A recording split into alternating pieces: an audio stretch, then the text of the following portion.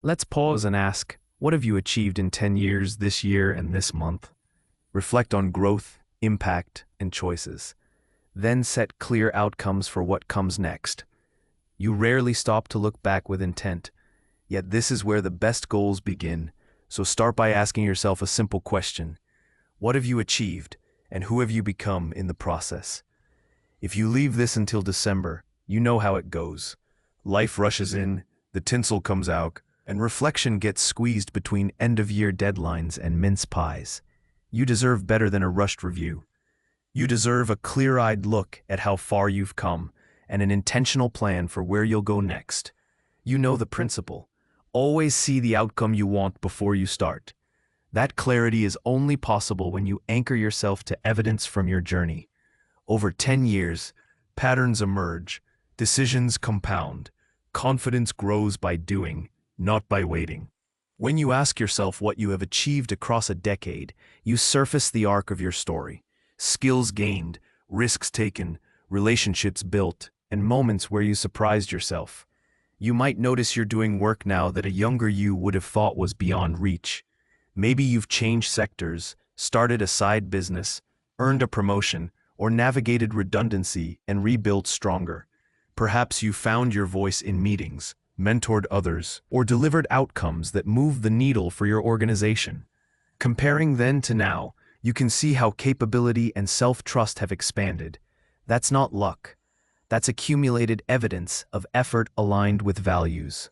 Zoom in on the last year and make it concrete. Where were you brilliant? If you struggle to answer, look for signals. Projects delivered, feedback received, problems you solved that nobody else spotted. Ask colleagues and friends.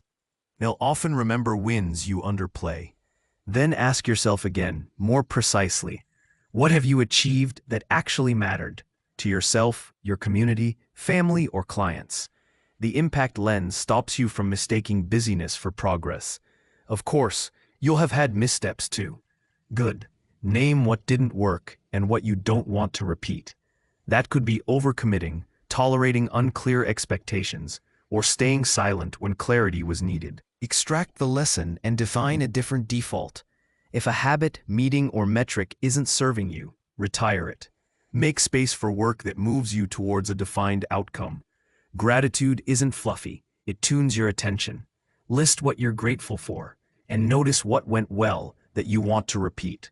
Maybe it was a weekly thinking hour, a better way to prepare for presentations, or a walk that kept your energy steady.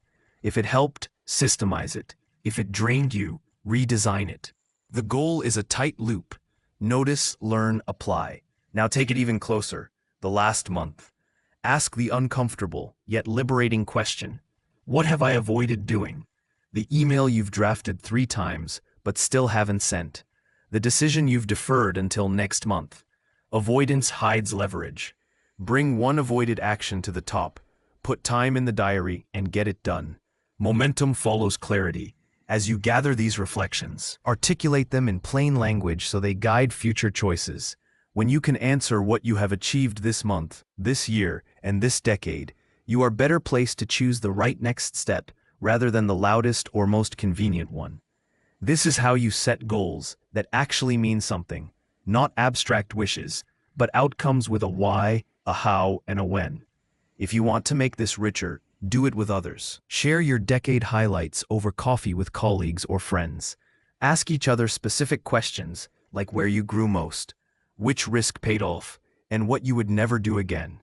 Patterns will surface that you can't see alone.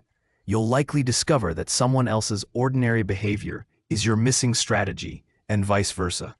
Be sure to track not only outputs, but also identity shifts. You may have become the person who speaks first rather than last, who manages up with confidence, who says no to work that doesn't fit, who mentors emerging talent, or who quantifies impact rather than reporting activity. When you look at what you've achieved through the lens of who you've become, you strengthen the foundation for bolder moves. Money is a useful proxy for value, but not the whole picture. If your salary has climbed, connect it to the capability that drove it. If it hasn't moved as you expected, connect that to a plan for a promotion, job move, or, if you're in business, better market positioning. Numbers inform strategy. They don't define worth. As you look forward, lock in the mindset that keeps you on course.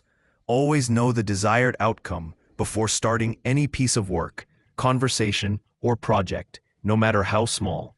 Translate your reflections into a few precise outcomes for the next 12 months, and define the first steps you'll take this week. If your past decade taught you anything, it's that tiny, consistent actions accumulate into meaningful change. When doubt creeps in, and it will, use your evidence. Remind yourself with specifics. What have you achieved that shows you can do hard things, learn fast, and adapt? Highlight the instances where you finished imperfectly but made rapid improvements. Hold on to the moments you made a positive difference for someone else. Impact is the deepest motivator. You are not starting from scratch. You are starting from data. Stand on your decade, refine from your year, act on your month. Then ask, with curiosity and courage, what have you achieved, and what outcome will you create next? If anything in my blog post resonates with you, and you'd like some further help and advice with your career, then why not get in touch today? Call me on 07941 690 391. Visit my website at davecordle.co.uk to see ways I can help and support you, or connect with me on LinkedIn, and let's start a conversation.